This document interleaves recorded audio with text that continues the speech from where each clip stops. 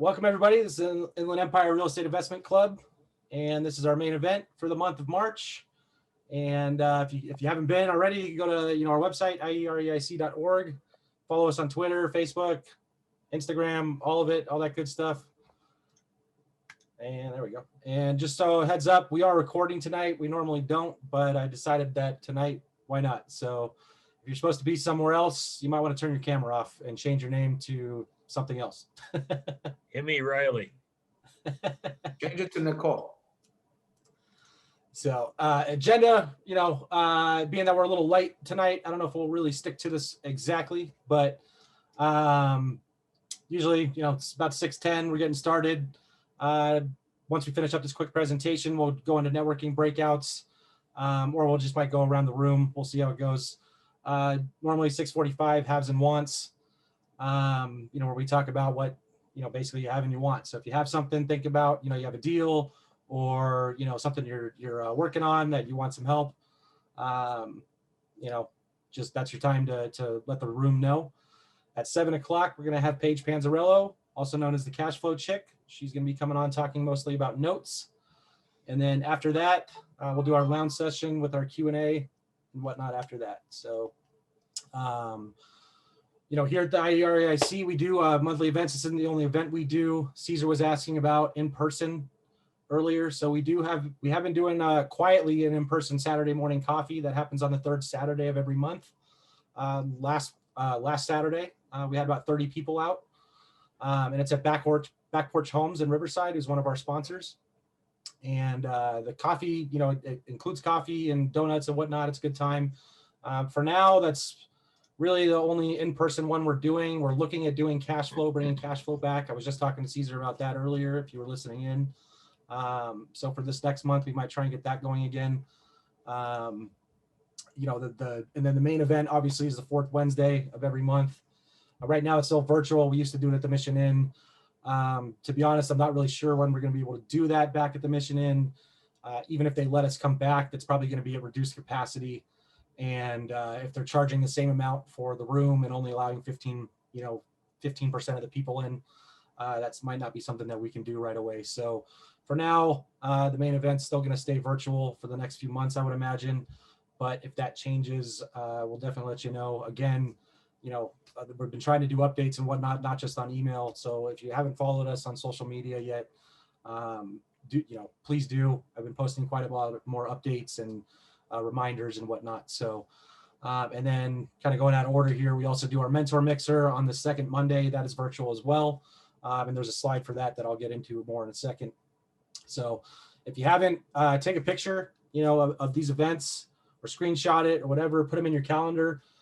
They are posted on Meetup ahead of time, at least a few weeks in advance, but this schedule never really changes. It's always the second Monday for the mentor mixer, third Saturday for coffee, etc. So, so we'd love to see you come out. And, we're also looking at adding a couple more events throughout the month moving forward here. So both in person and virtual. So for the next couple months, upcoming speakers at the main events, we have John Heyer next month, talking about taxes. Guy's a legendary tax guy here in Southern California. So he's going to be talking about all kinds of different ways. If you didn't know, it is a little late for taxes, but they did get extended until May. So it's not too late to come out and learn, anything about taxes and how you can, save money and get more money back, I guess. So, and then in May, Aaron Mazzrillo. If you don't know Aaron, he's a local guy that's been flipping for years. He's very well known in the community. And he's going to be talking about, how to find deals and, rehabbing tips and all that good stuff. He's really a fun guy to watch. He does a very good presentation. He's very kind of lighthearted and, funny. So definitely those will all be posted on Meetup. So I'd like to see you come out to those two. If you're not already a member, you can go to IEREIC.org. And the membership, basically, you get into all of our events for free. This meeting alone was $30 if you weren't a member. The member right now, the package is $25 a month, and you get in for free to all events. And there's a couple other perks in there as well. We're looking at adding some stuff as well. We're probably going to be adding a Facebook group here shortly for members. as well as some other things that we're working on. So, and again, if you don't follow us on Instagram, Facebook, Twitter, and LinkedIn, please do. Like I said, I've been posting a lot more updates on there, reminders, the day of, sharing stuff from other people, and other events that are going on in the real estate, investing community. And also, invite your friends. It's always great to have more people here, and even if they're remotely interested or experienced, invite them, get them out here. It really helped the club out. So, and then, like I said, there's a mentor mixer on the second Monday at 6 p.m. on Zoom. These are our club mentors, Jim Keller, Andy Teasley, Lisa Mailhot, Matt Tandy, Jeff Pierce. Andy and Jeff and Matt are here tonight. I haven't seen Jim and Lisa pop in. But, basically we put this meeting together so that you guys could come in and ask questions, maybe something that you're having issues with, and get advice from people that are actually local and know what they're doing, and they've been doing it for years. They've been vetted by the club. They're not the gurus that charge you $20,000-$30,000 just to get a little bit of information. These guys are here to help. So if you have any questions, or you're just getting started, or you're advanced, or it doesn't matter what part of the journey you're in, these guys can really help you out. And if you have any questions, just bring them, and we'll talk about it and get input from other people. So it's a really good meeting. The last one this month I think we had like 20 or 30 people as well. It was a good time, a lot of good questions, a lot of good tidbits. So I do encourage you to come out to that. And as far as our sponsors go, these are them. We have Laura Locke from Lock Your Loan, great mortgage loan officer. If you have a traditional lending and whatnot, give her a call. We also have Back Porch Homes, which is our founders, Stephen and Todd. Their company, they're a tiny home company. So if you're interested about ADUs and adding more rental income to your already existing properties or whatever, they build tiny homes out of Riverside. So I invite you to check them out. And then we also have Rehab Loan Group. Ryan Raven, I believe, is here tonight. And that's basically, hard money lender. So if you need funding for flips or, whatever you want to do, give Ryan a shout. And if you can either take a screenshot of this or take a picture, or go to the website, IEREC.org/sponsors, and you can get their information as well. So definitely, again, like I keep encouraging you, use these resources. They're here to help. Awesome. Hi, everybody. Thank you so much for having me. I'm really excited to be here. As I was saying in one of the chat rooms, when, the breakout rooms, that I really just love what I do. I enjoy not only being a note investor, but I really love teaching. And it wasn't something that I really fancied myself doing. But a lot of people were after me to do it. So a few years ago, I decided to start doing it. And that's what brought me here this evening. So a little bit about me. As Rich said, I have been investing in real estate for over 25 years. Yes, I started when I was 5. Just kidding.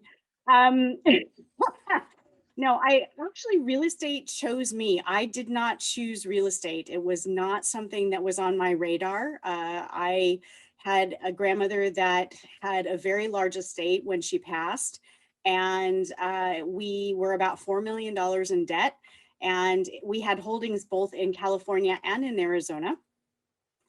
And so I was the designee to go off to Arizona, knowing absolutely nothing about real estate or real estate investing. And I was really, I was in my mid-20s. I was ambitious, and I was bold, and I was fearless. But they didn't have things back then like they have now. They didn't have, RIA groups and clubs and summits and Zoom and all of these things. There really honestly was barely email at the time. So I really had to surround myself with a lot of people that had the answers to the questions that I had to ask.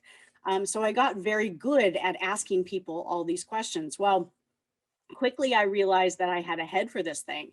Now, my grandmother's estate had 38 townhome units. We had a sewer treatment plant, and we had some land. Okay, and that was just the Arizona holdings. And like I said, the estate was about $4 million in debt. So And when I got to Arizona, I realized that our townhome units were only about 40% occupied, and half of the units were in total disrepair. They were unlivable. So I started kind of fixing and holding before there was such a thing, or before it became a popular thing, I should say.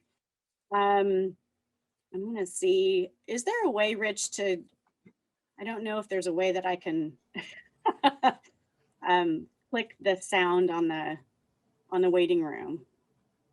I'm watching it, so Okay. yeah, All right. I don't know how to turn it off though. I think it's new because I don't remember it dinging like that before. Okay. I just Sorry. saw it pop up and I thought, oh, am I supposed to do something? But I guess not. Okay. So back to Arizona. So I decided, okay, I can do this. And within a very short period of time, I was able to fix some of those units. And I worked with all the people that we owed money to. And I just said, look, this is what's happened. This is what I plan to do. This is how I plan to do it. And they were kind enough to work with me. And I actually followed through and did what I said I was going to do. So within about 12 months, I was able to fix all of the units and we were 100% occupied. And we were cash flowing, which was great. We ended up deciding to sell the sewer treatment plant to the local district, which was also a really great move for us because I knew nothing about running a sewer treatment plant. I mean, that was crazy. I learned a lot. But you know, that was not exactly my cup of tea, let's put it that way. I often joke that it was a crappy business. Anyway, moving on. So I decided, you know, I was looking at the numbers one day and I said to my family after about 3 years, I said, you know, this is not going to be, yes, we're cash flowing, but it's not going to be sustainably profitable. Okay. Because we were in a small boutique area. So I said, I want to sell all of these units off and I want to take that money and I want to build on the land that we had. And my family said, we don't want any part of that. I said, okay, great.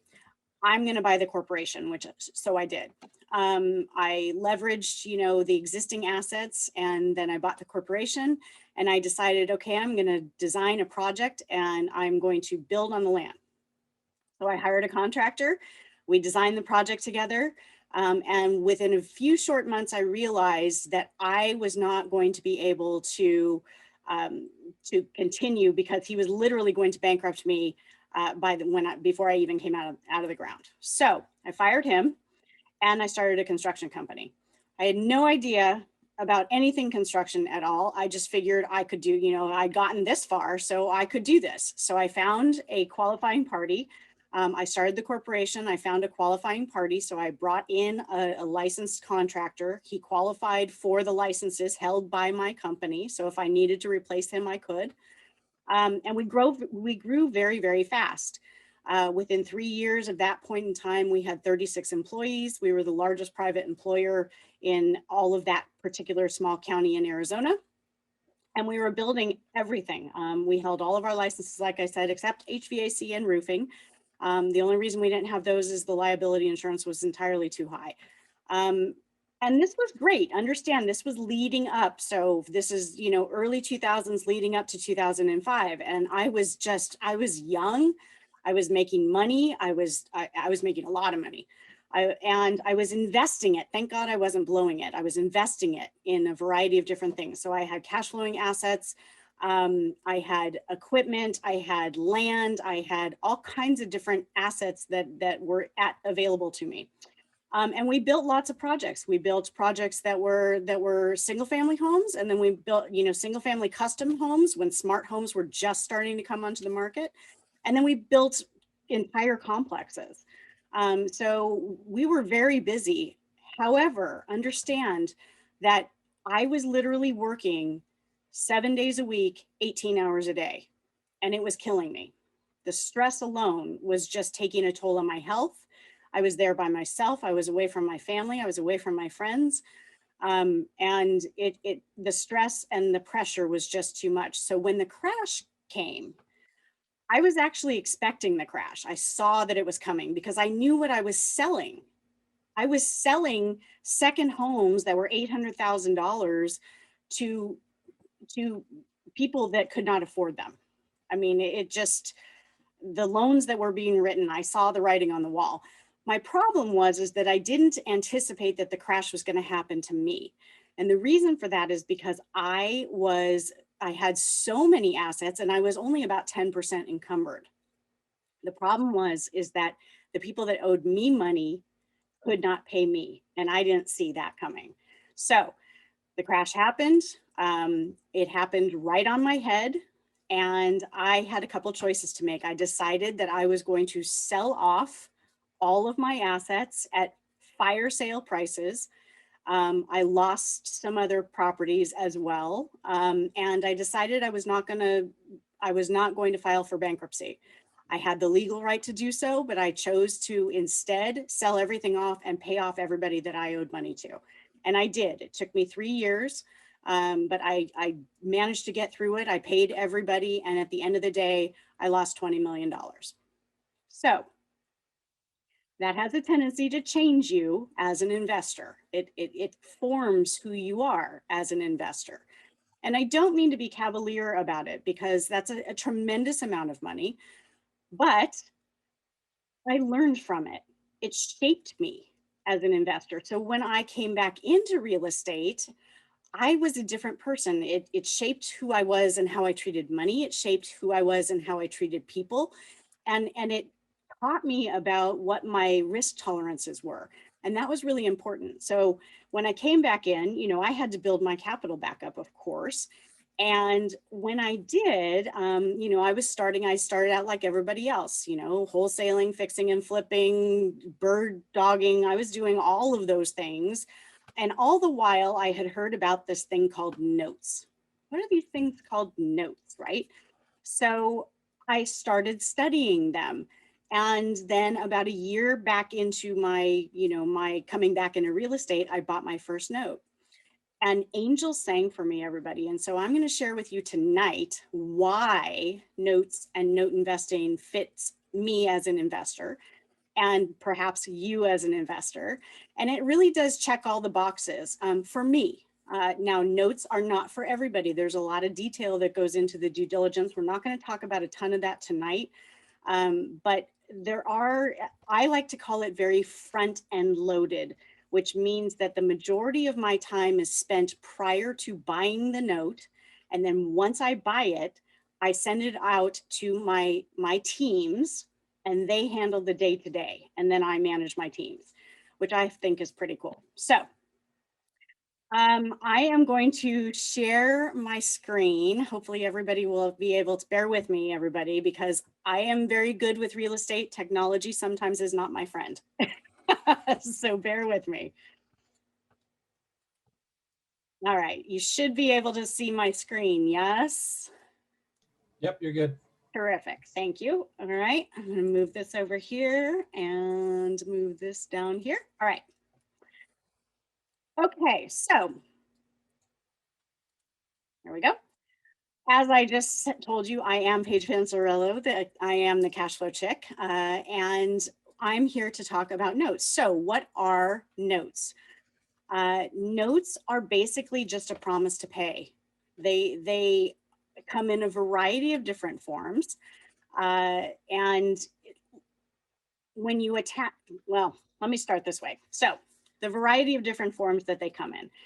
You can buy first position liens, you can buy second position liens, you can buy performing notes, you can buy non-performing notes, you can buy seller finance notes, you can buy notes that are on cars, you can buy notes that a credit card debt is a note, you can buy notes that are on judgments that have been issued. So there are a variety of different notes that you can buy. And again, a note is basically just a promise to pay. That's what a note is.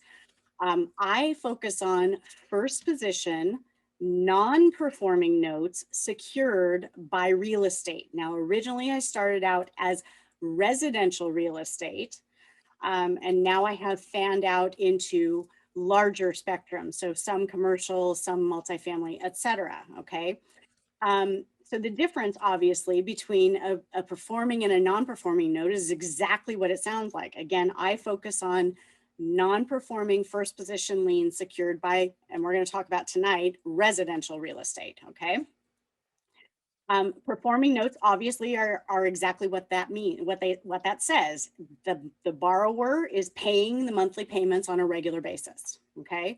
Non-performing is that the borrower has stopped paying for some period of time. Now, normally the notes that I buy, generally that borrower has stopped paying for over a year, okay? So, and there are some that are still out there from the crash before, where literally, you know, people went into a forbearance agreement or a loan modification that was temporary, that it had an adjustable rate, like a fixed rate to an adjustable rate. And then they have literally stopped paying. I have notes that I still see that the last payment date was 2015, 2016. So those notes are still out there, okay? And it sounds crazy that I would buy a non-performing note, but crazy like a fox, right? The reason that I buy non-performing notes is because I get a much bigger discount on the purchase price. Now, performing notes typically will sell, especially performing notes in California. Performing notes in California will sell for something called par, which means that 100% of what is owed is what that note will sell for, okay? Sometimes, meaning the unpaid principal balance, the UPB. So if a California note is $500,000 is the unpaid principal balance, typically California notes that are performing will sell for $500,000. They'll sell for par. Okay, now that's performing notes. Non-performing notes, you have a much bigger discount, especially where I buy. And I'll discuss that in a little bit about where I buy. And I buy across the country, okay? So non-performing notes, I buy at a much bigger discount. And what I do is I evaluate the collateral that is securing the promise to pay. So in other words, the mortgage or the deed of trust is the connector that attaches the house, which is the collateral, to the note, the promise to pay. Okay, so we group all those things together and we call them notes. Okay, so I evaluate the house and I discount it. So I take the current market value of the house as it sits, not ARV, there's no speculation at all. I evaluate it as it sits right now. And how much can I sell it for right now as a quick sale? And then I discount it from there. Now, notes, I've bought notes that I am always asked, what is the discount? It's quite large. We're going to talk about some of that tonight. It did for a little while back in 2018, 2019, the note pricing started to go up, up, up. But in 2020, it started to come back down, and I'm going to see a lot more down in the downward trend in pricing, in my opinion. I think that's coming, and I think we're going to have quite a run at this. Again, we'll talk about that in a moment. So non-performing notes, because I get a much bigger discount. Is there competition? I heard some of you talking about fixing and flipping is really hard to do right now. I've seen houses that have gone broken houses, even when I was fixing and flipping. Broken houses going for $100,000 over asking price. That's crazy. I mean, the margins get so thin. So is there competition in note investing? Well, yeah. I mean, there's some competition. There's competition in any kind of investing that you're going to do. However, the difference is that I like to call note investors more collaborators than competitors. In this space, there's a lot of collaboration that goes on. Sometimes I will joint venture with another investor and we'll buy a pool together. And again, it's a very collaborative space. I also don't have to knock on doors. I don't have to send out yellow letters. I don't have to do anything like that at all. My notes literally come to my inbox and I spend zero marketing dollars to find my deals. So how do I find deals? Well, I network. I do things like this. I go to, when we could go, right now in California, we're starting to open up a little bit, but I go to conventions. I meet people, I reach out to people online. I'm a member of Bigger Pockets. If you're not a member of Bigger Pockets, you probably should be, because I've found a lot of deals and met a lot of great people in that forum. So Bigger Pockets is a good one. Going to conventions, being a member of RIA groups and clubs and subgroups that deal with notes. And I also create relationships with banks. I have avenues that I search and I look for in order to find asset managers. I establish a relationship with them, and then they just send me their tape. It's called a tape, which is basically just an Excel spreadsheet with all of their assets they have for sale. And they send it right to my inbox. So not only, and I'm not overbidding and over competing with a bunch of other people. Sometimes when you establish a relationship with an asset manager, you're able to have some exclusivity, meaning I have asset managers that I've worked with for years that because I perform and I do what I say I'm going to do, they put together a tape and they'll send it to me and they'll give me first crack at it. And whatever I don't want, then they can sell off to somebody else. Okay, so sometimes that happens. So yes, there is competition. It's a lot more gentle. You just basically place your bid off of that tape, and the asset manager is going to say yes, no, or they're going to counter you. And it's as simple as that. So it makes my life a lot easier and a whole lot less stressed because I'm not trying to outdo and scramble for that fix and flip. Not to mention the fact that, and I love fixing and flipping, don't get me wrong. I am what I call a reformed fix and flipper because I do love it. I love taking ugly properties and making them really pretty. I sometimes don't like the minutia in between, right? The middle stuff. But I also pick and choose. I get to pick and choose. Do I need, do I want to fix and flip? And we'll talk about that in a little bit. Okay. So that's how I find my deals. It's very gentle. It's not as competitive, and it's actually more collaborative in this space than any other space that I've ever done any real estate investing in. Okay, so let's talk about, because this is really, really relevant.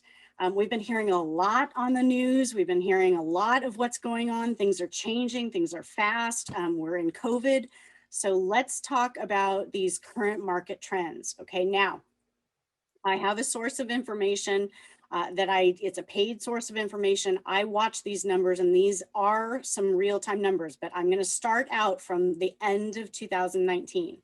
Okay, so in November of 2019, this is just the block of single family residences 1 to 4. Okay, so residential single family 1 to 4, first position liens. So not seconds, not HELOCs, none of that, just first position. In this class only, which is where I focus most of my note investing, at the end of November in 2019, there was $57.46 billion in distressed debt. Okay, that's just my class in November of 2019. Okay, as you can see here, the non-accrual and the 90-day late, so 90+ day late, non-accrual, so severely defaulted, we're looking at somewhere in the neighborhood of about $38 billion at the end of 2019, November 2019. The data for September 2020 and December 2020 was about the same. And the reason for that is because of some of the forbearance agreements that were put into place. That number, however, jumped tremendously in less than a year. Everybody, think about this. September 2020, this is the number, and it's very similar to the number in December. So $75.53 billion in distressed debt just for single family 1 to 4. Okay, first position. That's a difference of $18 billion in less than a year. Those are unprecedented numbers, everybody.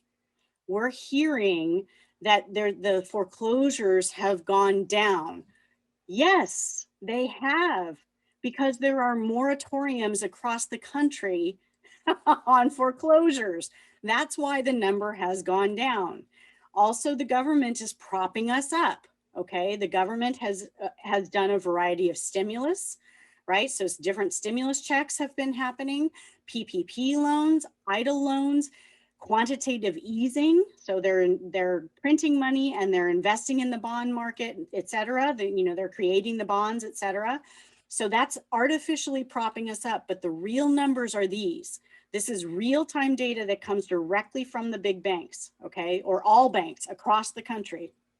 So we're looking at a difference of $18 billion in defaulted mortgages, single family, first position, 1 to 4, So opportunity, there's a massive opportunity that is coming. It's not quite here yet, but it's starting and it's coming. Now, again, that is a 23.92% increase in less than a year. That surpasses levels even seen in 2008, everybody. It surpasses those levels. So I wanted to keep that because it's very relevant to what I do and what you do, even with fixing and flipping, depending upon where you are. Again, I know in California, especially, home prices have just been going up, up, up, up, up. And that's about to change, in my opinion. Again, I don't have a crystal ball, but I've been in this business a long time, and this is what I'm seeing, okay? All right, so the note market, these are some of the headlines that came across all throughout 2020. Distressed debt balloons to about 1 trillion, nears 2008 peak. Now, again, that's distressed debt across the board. So it included seconds, HELOCs, multifamily, commercial, industrial, all notes, all debt across the board in terms of distressed debt and mortgages. So again, nearly $1 trillion. Mortgage defaults could pile up at a pace that dwarfs 2008. I just showed you it already has. Okay. Here's another thing that's really important to watch. I like to watch what other big players are doing. If you've ever heard of Oaktree Capital is run by a gentleman named Howard Marks. Oaktree Capital at the mid last year had about $19.4 billion already under management for their real estate holdings. They started a new fund just to buy distressed mortgages. Their new fund, their capital raise was $15 billion. Now, do you think that Howard Marks and Oaktree Capital know something that the rest of us don't? Or do you think that he's just stupid? Of course he knows something that we don't, right? So $15 billion fund, that's an indicator to me what's coming. And it should be for you as well. Now, by the way, a minimum, I can just imagine this, their minimum for their investors to invest in that fund is $10 million. So there's some pretty heavy hitters that are behind Oaktree Capital. Okay, so how do you make money the way that banks make money? Well, you become the bank, right? Banks control the transaction. Banks dictate the terms. Banks collect the money. Banks set the timetable. Now, I understand that we are in a time that's a little strange because we do have some moratoriums that have been happening that have been extended, okay? However, we still have opportunity. And again, most mortgages that have had the extensions of the moratoriums have been FHA or any government-backed security. So FHA, VA, HUD, et cetera. Freddie, Fannie, Ginnie hold a tremendous amount of those government-backed securities. So the moratoriums have been extended for the bulk of those. When COVID first hit, moratoriums were across the board, even on conventional mortgages. That has changed, okay? So I am currently, in my note investing portfolio, I am currently processing foreclosures. It just depends on the state, okay? I do control the transaction. I do get to set the timetable. I do get to dictate the terms with my borrowers if they're looking for modifications, right? So because of all of those things, I love to say it's good to be the bank, right? Because having that much control allows us to mitigate risk. One of the other things that's really important to me, because keep in mind, I was in my early career in real estate and real estate investing, I was stuck in Arizona. I was away from everybody. But this now in note investing, I literally can do this business anywhere in the world as long as I have an internet connection and a phone. Okay. I can literally be on a beach doing my business, which I think is kind of cool. Okay. So let's talk about some exit strategies.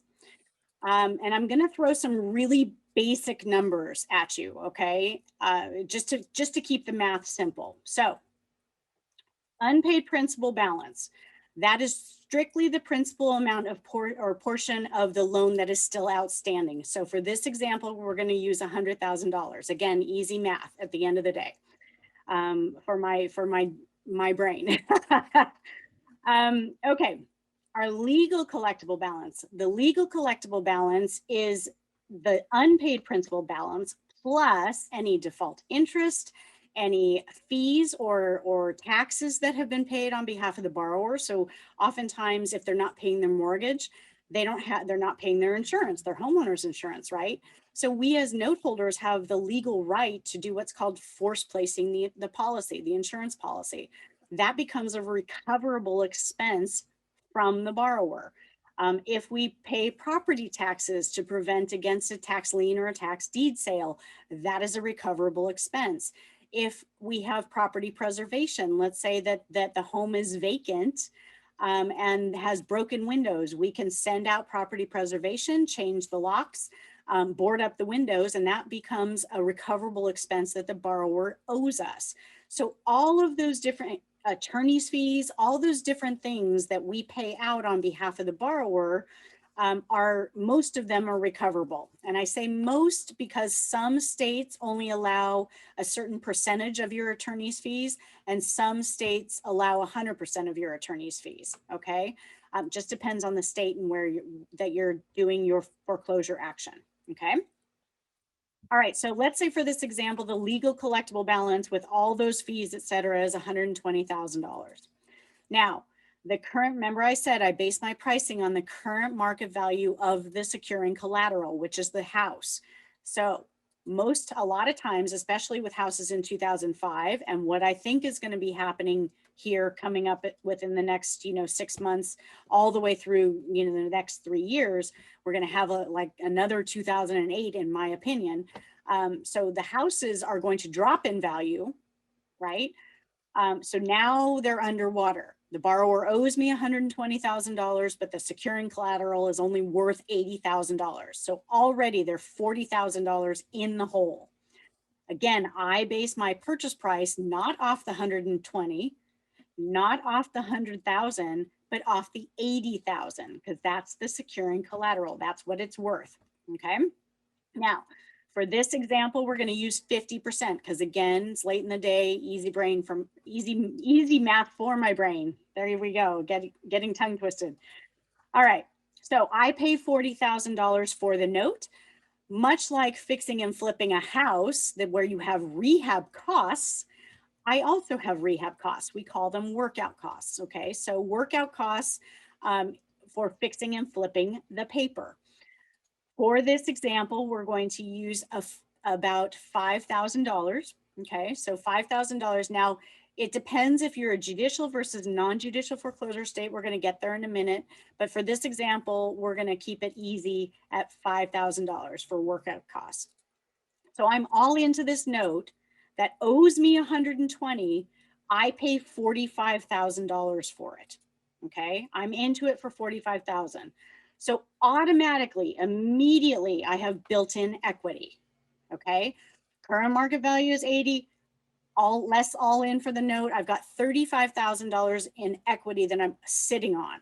So even if the market crashes, let's say the market totally crashes, and we have a massive dump. Now, historically, the market has not crashed in 6 months' time by 50%. Historically, that's not happened. It's gotten there slowly over time, but never within 6 months. Usually the 6-month mark has been, the most has been about 20 to 25%. So even if it crashed at 20 or 25%, I'm still going to be pretty good because I've got that 35,000 in equity right from the get-go. We all know that we make our money when we buy and we collect our money when we exit, right? All right, so I'm seeing some, I'm seeing some comments. This is really cute. You sold me at the beach. Yes, okay. All right, I will answer questions. Sorry, everybody, I'm seeing it popping up, so I will make sure to answer your questions at the end. All right, so I've mitigated some risk already by just purchasing it well, right? Building in that equity at 35,000. Okay. One of the other things that I love about note investing is that I am not only in control, but there's 23 different exit strategies that are available to me as a note investor. 23. That allows me to pivot. Okay. So if anything happens, I can pivot and very likely recoup my money. Okay. It might not be the exit strategy I had hoped for. However, it's if you're willing to pivot, if you're willing to take a, go in a different direction than what you originally anticipated, very likely you're going to be able to make up any money and maybe even make some more money. I've actually had that happen too. But out of those 23 different exit strategies, we've usually only used 4. Okay. Those 4 are our day-to-day. Those are our day-to-day exit strategies that we utilize. And we're going to talk about those tonight. So the first one is foreclosure. That is my least favorite.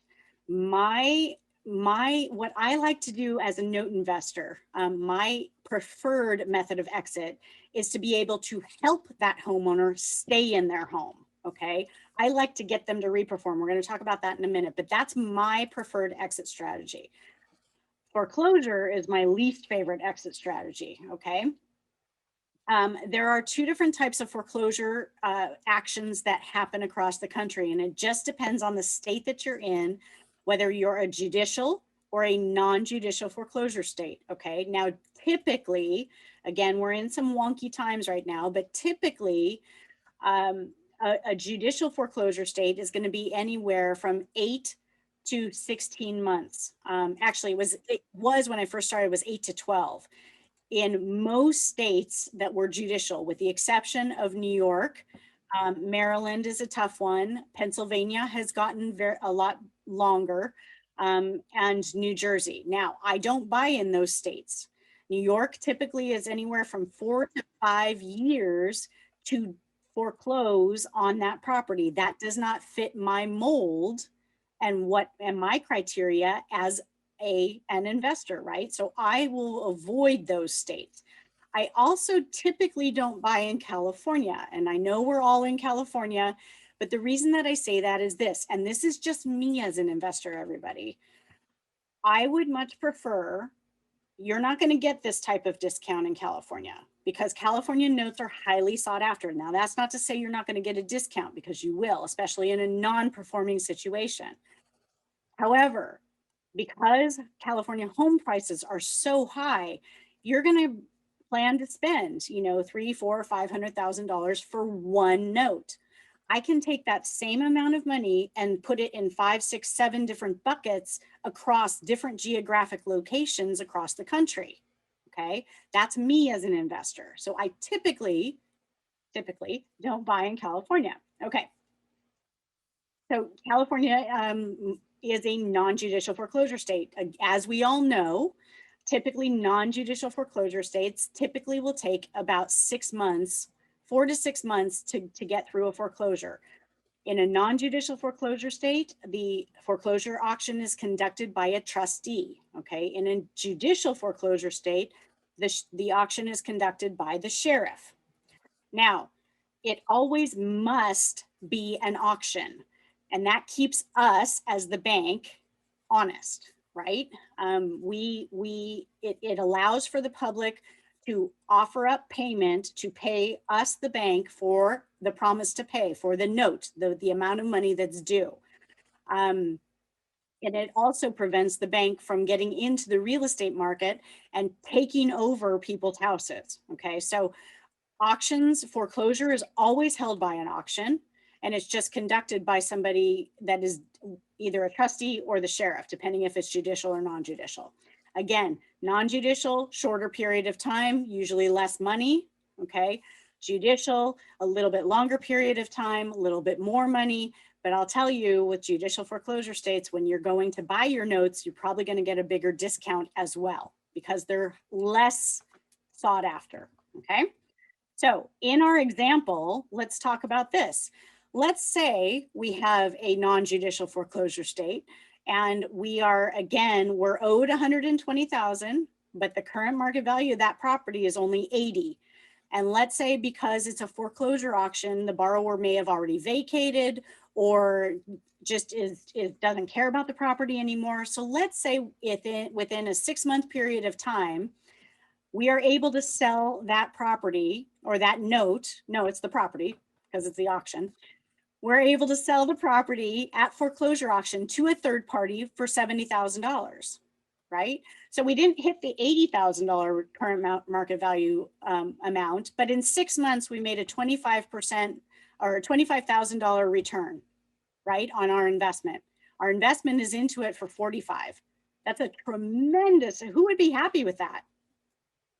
I am, right? That's a massive return on transaction. And I call it return on transaction because sometimes in note investing, most return on investment calculates a 12-month period of time. This is in 6 months, right? And imagine what happens if we hit it at 80,000. What if it doesn't sell at foreclosure auction and we take it back as an REO, real estate owned, right? And we have a variety of different things that we can do with it. But let's say we do sell it. Let's say we sell it, we take it back as REO and we sell it for 70 or 75 or $80,000, right? Pretty tremendous returns on transaction in a pretty short period of time. Okay, short sale. We all know what a short sale is, right? That we're owed $120,000, but that current market value of the property is only 80. Short sales, if any of you have done this or tried to do this in 2008, short sales took anywhere from 9 to 18 months to complete. With my borrowers, if my borrower comes to me and says, I don't want to be in this property anymore, and I have a buyer for you, but would you be willing to forgive what's called deficiency, which is the $40,000? So the difference between 80,000 and the 120 that I'm actually owed.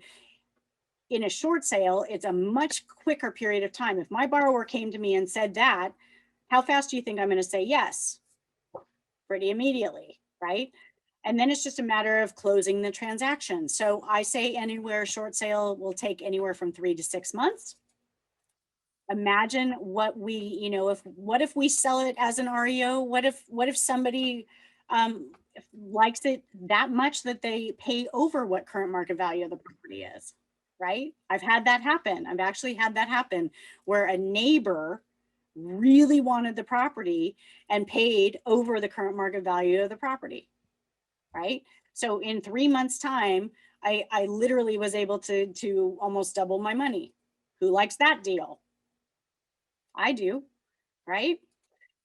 Now, you have a couple of different options too, and I apologize, this should not be in short sale. This is in the next one. So we're gonna just ignore this little line here, fix and flips, STR, and buy and hold, because that is also in a foreclosure. So in the foreclosure, what happens if you take the property back as REO?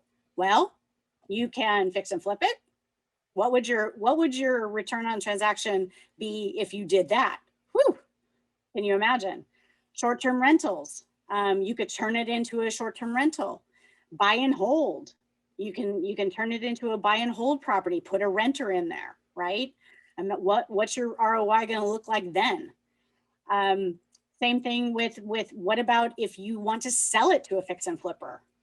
I do that across the country. I will actually carry the paper on my own notes that on REOs that I foreclosed on. I take back the REO, I'll sell it to a fix and flipper and I'll carry the paper. So now not only am I making the money on the front end, I'm also making money on the back end as a lender because I'm short-term carrying the financing, right? So there's so many different options that are available to you. I think the picture is starting to become clearer why I love notes. All right, so deed in lieu of foreclosure. Deed in lieu of foreclosure, also known as a DIL. So a deed in lieu and a deed in lieu generally will, again, take 3 to 6 months. And it's when your borrower decides, I don't want this property, but I don't want a foreclosure. I'm willing to sign the deed over to you, Mrs. Bank, just so you don't foreclose on me. Okay. So again, 3 to 6 months period of time. Imagine if we were able to sell this as an REO for $80,000. Again, we're gonna capture within a very short period of time that $35,000. But what if you know we decide, okay, we're gonna fix and flip this property? Same thing. So it really allows you to not only make money on your front end investment, but you can expand it and make money in triplicate almost. Okay. Which brings me to my favorite exit strategy. And if anybody has ever done an amortization schedule, you know why this is my favorite exit strategy. Okay. But I love to get the borrowers to reperform for a variety of reasons. Number one, I like helping people, right? I've had life happen to me. I've lost everything. And so I like to be the type of investor that helps people as much as I can. Obviously, not everybody qualifies, but some people do abuse. Don't get me wrong, that does happen. But for the most part, if I can create a win-win situation with my borrower where I get to make money helping them stay in their home, that's ideal for me. Because again, I'm very risk averse. I don't want to have to fix and flip. It's exhausting. All of you who've done fixing and flipping and do fixing and flipping, it's work. It's a job. I don't want to do that anymore. I've done it and it almost killed me. So I do if I have to pivot, or I really like a house, then oftentimes I will do a fix and flip, but it's not my preferred exit strategy. My preferred exit strategy is to get that borrower to reperform. Generally, I will hold on to that note for a minimum of 6 months and up to 12. When I first started out, I had to recapture capital. So what I would do is I'd help the borrower to reperform, and then I would turn around and season the note for 12 months, which creates cash flow for me, right? I am the cash flow chick. So it creates cash flow for me for 12 months. And then I turn around and I sell it to a performing note buyer for a small discount. So of this $120,000 legal collectible balance, what happens if I'm able to get that borrower to recommit and reperform at 100,000, right? If I can, I'm forgiving some debt, but I'm never going to realize it anyway. So it's a bonus. It's a leverage point to work with our borrower, to motivate our borrower to continue to perform and do well, right? They get the win. They get to keep their house. They get $20,000 in debt that is forgiven completely. Now, obviously, I don't do this as a loan mod off the bat. I do this as a forbearance agreement. I also known as a trial payment plan. So I have the borrower put a little skin in the game. I get them to prove to me that they can do this, right, and be successful. So we set our borrowers up to be successful, not to fail. We get to generate chunks of cash. Sometimes we have them give us a good faith down payment, right, a deposit, and then cash flow for 6 to 12 months. And we could either sell that note or just continue to hold it and cash flow it for the remainder, right? So there's all different kinds of possibility. Again, a borrower who wants to stay in their home, value is in the eye of the beholder, right? So value is in the eye of our borrower. If they owe us 120 and the current market value is only 80, they might agree to pay us 100,000. I've had that happen over and over and over again. It's awesome. So we create chunks of cash and streams of monthly cash flow in the same exact vehicle. All right, so those are the 4 main exit strategies that we utilize and are able to mitigate our risk by buying our notes well. So that brings me to how important is due diligence. Now, not just in note investing, everybody. Good due diligence is going to provide you virtually risk-free investing, not just note investing, but specifically in note investing. Good due diligence is going to give you that leverage and help you to mitigate that risk. I like to say that there's no such thing as a bad note, but there is such a thing as buying a note badly. Now, In note investing, like I said before, it's very front end loaded. There are a lot of due diligence steps to take. I don't have time tonight to go through them. At my workshop, and you guys know about the workshop, and I'll talk about that in a little bit. But at my workshop, we go over every step you need to take in terms of due diligence and mitigating your risk. Okay, but there's no such thing as a bad note. There is such a thing as buying a note badly, and due diligence is how you mitigate the risk and prevent buying a note badly. Okay. All right, so I brought tonight some case studies. These are from my actual portfolio. And I'm excited to give you a couple different examples. Okay, so this one is a property that secured the debt. Again, we're buying paper secured by the house, okay? So this was in Casa Grande, Arizona. It was a duplex. Both of the units were rented. We did not know the tenants, okay? How did we know that they were rented? We knew they were rented because in our due diligence, we found people that, we found in our reports and through the files doing our due diligence that our borrower that was listed on the note and the deed of trust had a different address than this address. We also knew that they were occupied because we had a realtor go by, take pictures for us, and give us her evaluation in terms of the current market value of the property. That's one of our due diligence steps. So we knew that there were people there. We didn't know who they were. We just figured they were tenants. The current market value of the securing collateral of the property was anywhere between 120 and 125 for the house, okay? We bought this in late 2018. All in for this non-performing note was $64,500, okay? The property again was occupied by unknown persons. We did foreclose on this note, and it surprised me because it came back to me. We did not have a successful bidder at the auction. So it came back to us as REO, and that actually helped us. We had a guy that contacted us afterwards that said that his car broke down on the way to the auction, believe it or not. So he was going to bid on it, but it came back to us as REO. So loss mitigation, my loss mitigation team recommended that we immediately evict the people that were living there. And I thought, I don't want to do that. So what we did is we sent out a door knock service. Again, this is now property that we own because we foreclosed on it and came back to us as REO. You should not do this as a note holder if you do not own the property, okay? So because we own the property, we sent a door knocker out. The door knocker found the names, phone numbers, got the names and phone numbers of the tenants. They also asked, who do you pay your rent to? And there was a property manager that was involved, right? So we contacted the property manager. We were able to collect some of the rents that had been accumulated, right? She had not yet dispersed them. So we proved to her that we were the new holder of the property. So she sent us the rents. We told her that we wanted to recapture the capital on this property. And we asked her, do you have any investors that would be interested in buying this property from us? And she said, absolutely, I do. So within 21 days, we actually sold that property for $120,000 cash, as is where is, to an investor. We paid her a 3% commission.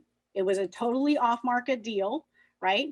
Paid her the 3% commission. After closing costs, we had a profit of $54,500, which equates to about a 54% return on transaction.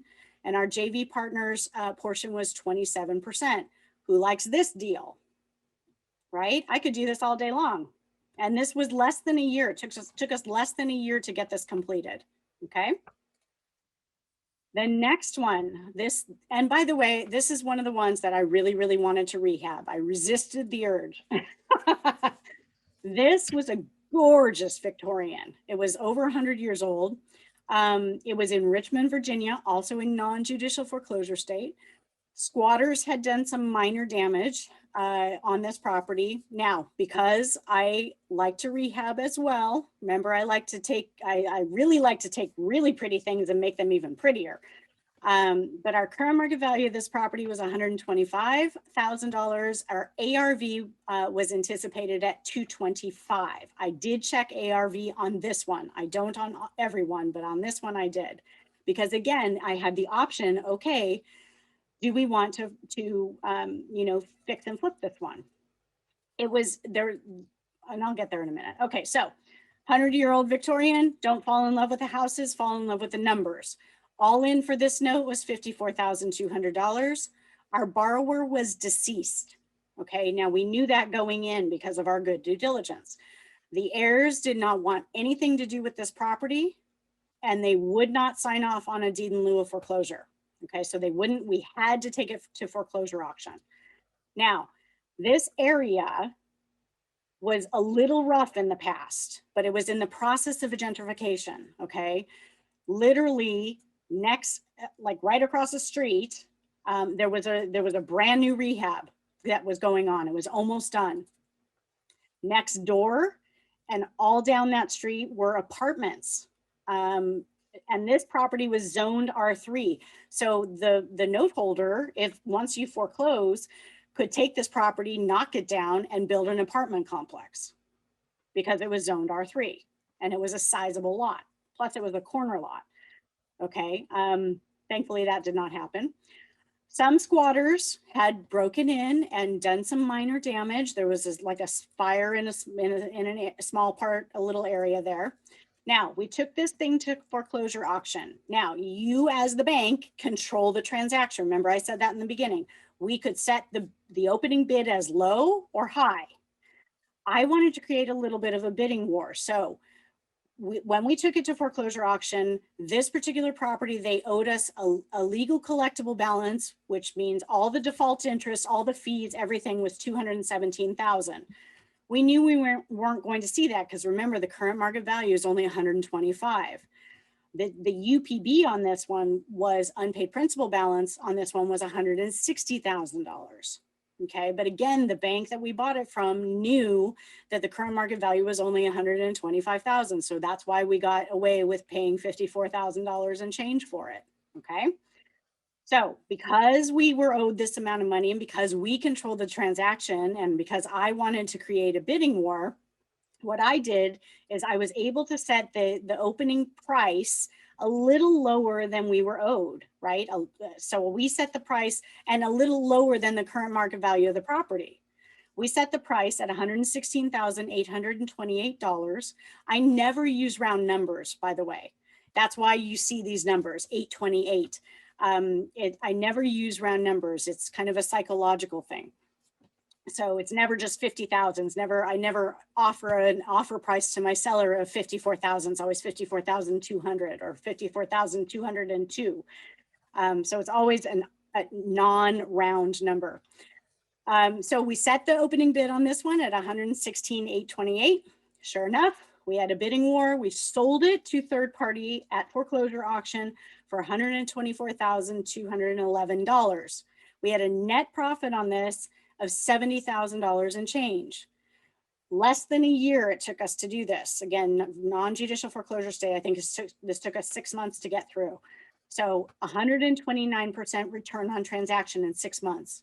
Our JV partner made 65% return on transaction on his money. Who likes this deal, right? I could do this again all day long. Now, because I am a reformed rehabber, I kept up on this property. I wanted to see what happened. This top picture is a picture from our realtor. This bottom picture down below is a picture of the Zillow listing. I did a screenshot of it, okay? This person bought it at foreclosure auction and rehabbed the house and sold it for $230,000, okay? Imagine what would have happened if we had rehabbed this ourselves, right? Off the charts return on transaction. So you can see why I love note investing. There's so many different avenues. All right, third and last one, everybody. So this one is my favorite exit strategy. This is, again, a property that was located in Richmond, Kentucky. It was owner occupied. We knew that the owner lived there. The last one, the last paid to date on this particular property was in April of 2012. Literally, our borrowers were squatting in their own home. Okay. So all in for this note, we acquired this note in late 2018. And I still have this note today, by the way. And again, they had not paid since 2012. So 6 years, they were just squatting, just waiting for something to happen. We bought this note for $49,252. Actually, we bought it and put our all in for $49,252. It was owner occupied since 1998. I knew that because I was doing good due diligence when I was investigating whether or not I wanted to buy this note. And because it's my favorite exit strategy, when I saw that they were still there since 1998, I knew that they were going to want to stay and that I was going to probably be very likely to modify this loan. Okay. Our legal collectible balance on this property was $95,143. Their original interest rate was very high, 10.99%. We had unearthed in our good due diligence that the husband had a medical condition. He had been out of work for 3 years. Okay, now that was earlier on. He had recovered since that time. Our borrowers were contacted by our loss mitigation team, and sure enough, they wanted to stay in the home. So in March, what was that, 6 months later, March 2019, we were able to come to the table and put a trial payment plan in place, which means that they were going to have to put a little skin in the game. They were going to have to cash flow for a little while. They were going to have to pay their mortgage payment on time every time. So they came up with a cash, $1,000 as a reinstatement fee. So that's a chunk of cash, right? The borrower was successful in their trial payment plan. And they paid us $708 a month, which equated to $4,248 in cash flow. Now, the beauty of this, everybody, is that that did not apply to the new UPB, the modified amount. That was free money. That's just free money.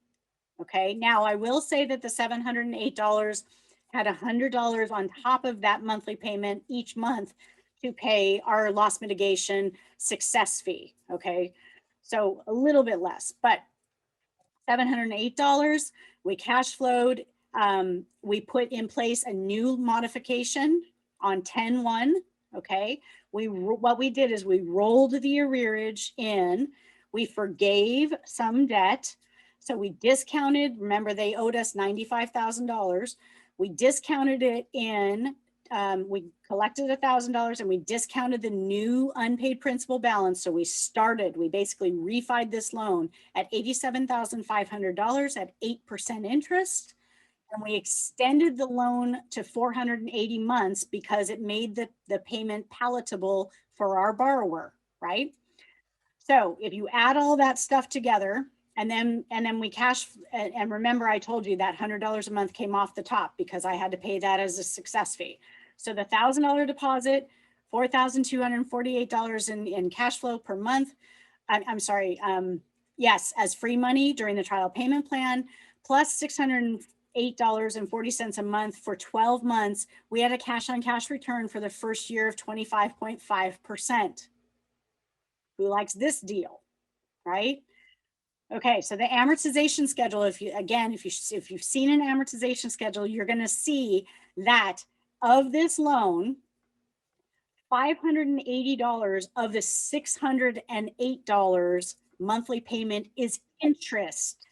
It's interest, everybody. That's our profit. We put that in our pocket.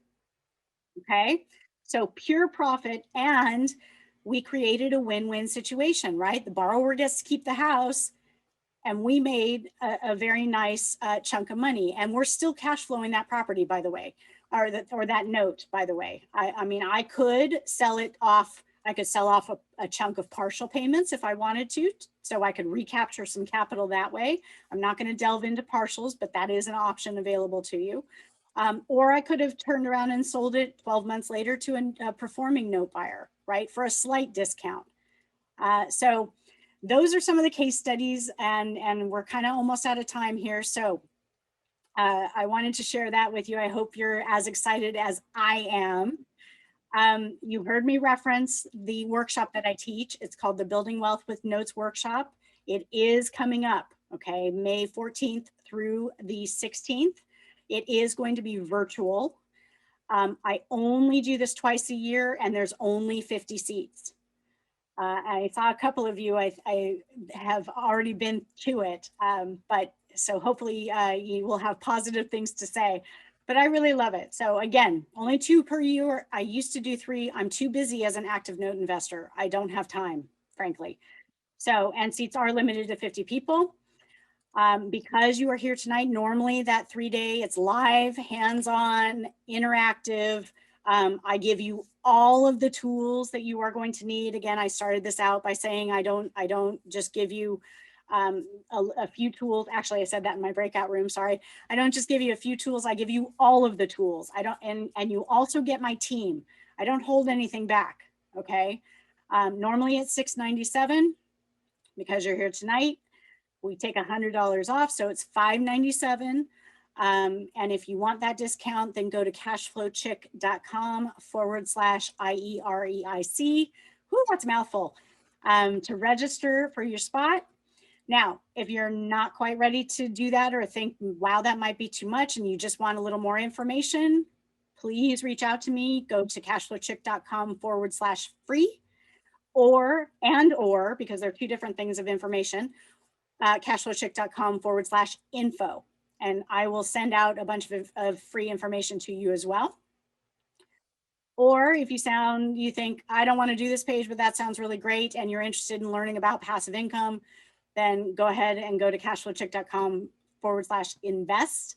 Or you can just book a 30-minute consultation with me. I'm happy to get on the phone and have a chat with you. So go to meetme.so/cashflowchick. And book a time on my calendar that is convenient for you, and we'll sit down and have a chat. And then, of course, all the social media stuff. So info@cashflowchick is the email. If you want to follow me on Instagram @thecashflowchick, Facebook, YouTube, LinkedIn, etc. So I see that there are some questions. So let me pull this back, and hopefully I can figure out at what point you have some questions. Okay, let's see.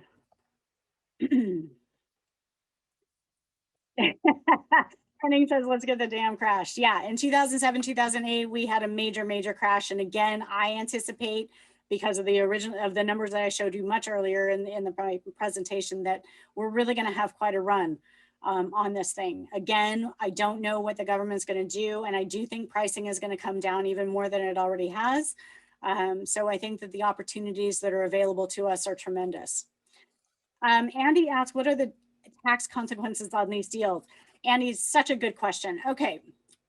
In notes, when you start collecting, especially when you collect on a reperformer, it's straight income. So depending upon how your entities are set up, how you invest, will determine your tax consequences. I have a lot of note investors that will come in that invest through their self-directed IRAs, in which case there's no tax consequences unless you start hitting into your IRAs. Again, this is something that you want to talk with your tax professional about. If we take a property back as an REO and fix and flip it and have a gain, that could be a short-term capital gain. So you might have to offset some of that depending upon what your tax structure is like and what your entity structure is like through your tax professional. So all of those are good questions to ask your tax professional, because I am not a tax professional. So the answer is it depends. But yes, the income that is generated for a reperforming loan is straight income. Okay. Andy said, how does that work? Andy, could you tell me at which point? Yeah. Actually, I was just going to type it again. You were talking about the 780 payments not applying to the unpaid balance. How does that work? How do you convince them to send you a check that doesn't apply to interest or principal? Yeah, great question. Okay, so if you remember, and if you want me to, I can try and find that slide. If you remember, they owed us $95,000, right? Right. So they owed us $95,000, and then we were able to reposition the loan and convert it to a modification as of October 19th. And the new UPB was $87,500, right? So all of those payments applied to the old amount of money that they owed to us. The minute that they converted to a loan modification, all the old stuff goes away and the new stuff gets put in place. So it's just because they were making payments on the old balance, but then you wiped out the chunk of the old balance anyhow. Correct. Okay. Exactly. Caesar asked, do I personally do all the negotiations with the borrower? Such a good question. No. That's the beauty of having a loss mitigation team. And at the workshop, my loss mitigation team actually comes and speaks at the workshop. So you get to meet them. And I provide you with all their contact information, of course. No, our loss mitigation is our liaison between ourselves and our borrowers. They are licensed debt collectors. They know all the CFPB rules and regulations. And so they know what they can say and what they can't say. There are note investors that are out there that do self-servicing and do loss mitigation for themselves. I choose not to. I don't want the liability. I would much prefer, and I don't want my phone ringing all the time, you guys. I want my loss mitigation team to be my point person, and I deal just with them. So I manage my managers. They handle all the day-to-day. And that's just how I do it. Some other note investors, like I said, they self-service and they talk directly with their borrowers. My portfolio is too big, and I don't want the liability of all of, of not saying the right thing. Okay. What's the smallest and the biggest non-performing note that I have done? Such a good question. The smallest that I have done is free. I have literally had asset managers that I'm buying a pool that I will say to them, I don't want this note. And I really don't want to take it on because there's not enough margin in it for me. And they'll just say, here, we'll lump it in, just take it. So that's the smallest. The largest non-performing note that I have done, usually on a JV scale, my values, my sweet spot for values on notes are anywhere between, it used to be 50,000, that's gotten a little higher now. So generally between 80,000 and $250,000 to $300,000, because I kind of don't want to do more than 150,000 into any one single note, because again, I'm very risk averse. I like different buckets. But the biggest one that I've done is 250. The biggest one that I've done is 250, and that's merely by choice. Not because I didn't have the money, it's just by choice. Okay, it was too sweet a deal to pass up, so I had to do it. Jeff asked, what is the URL for the workshop? Yes, I'm sorry, Jeff, let me go back.